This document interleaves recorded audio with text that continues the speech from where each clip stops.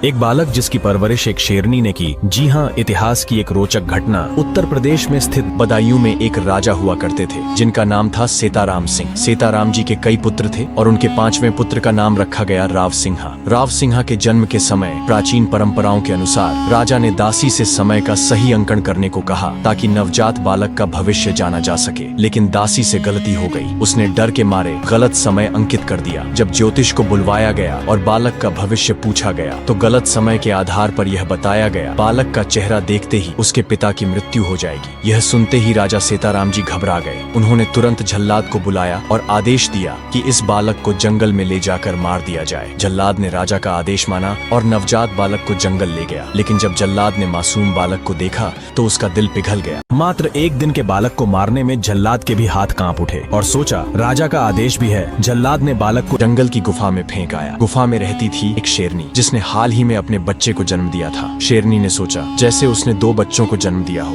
उसने उस बालक को भी अपने बच्चे के साथ पाला। समय बीता और बालक बड़ा होने लगा। शेरों के बीच रहते रहते उसने उनकी आदतें अपना ली। उसकी चाल ढाल, व्यवहार और शिकार करने का तरीका सब शेरों जैसा हो गया। लेकिन कहानी में ट्विस्ट तब आया जब कुछ ब्राह्मण व्यापार के सिलसिले में जंगल से गुजरे। उन्होंने देखा ये क्या, शेरों के बीच एक इंसान है और देखो वो अकेला 4 शेरों पर भारी पड़ रहा है। यह देख उनके पैरों तले जमीन खिसक गई। वे घबराए और तुरंत वहां से दौड़ पड़े और घबराकर राजा सीताराम सिंह के पास भागे। उन्होंने पूरी घटना राजा को सुनाई, लेकिन राजा को इस पर विश्वास नहीं हुआ। उसी समय दरबार में मौजूद जल्लाद खड़ा हुआ और कहा, यदि आप मुझे मृत्यु दंड नहीं देंगे तो मैं एक बात बताना चाहता हूँ। राजा ने उसे वचन दिया और कहा, कहो क्या कहना चाहते हो। तब जल्लाद ने राजा को बताई कि कैसे उसने नवजात को जंगल में छोड़ दिया था। यह सुनकर राजा को बहुत पछतावा हुआ और वह अपने पुत्र की जानवरों जैसी हालत देखकर दुखी हो गए। राजा ने तुरंत अपनी सेना को आदेश दिया कि वह राव सिंहा को वापस लेकर आए। बिना सैन्य सहायता के उसे पकड़ पाना असंभव था। अंत में सैन्य टुकड़ी सफल रही और राव सिंहा जी को राजा के समक्ष लाया गया।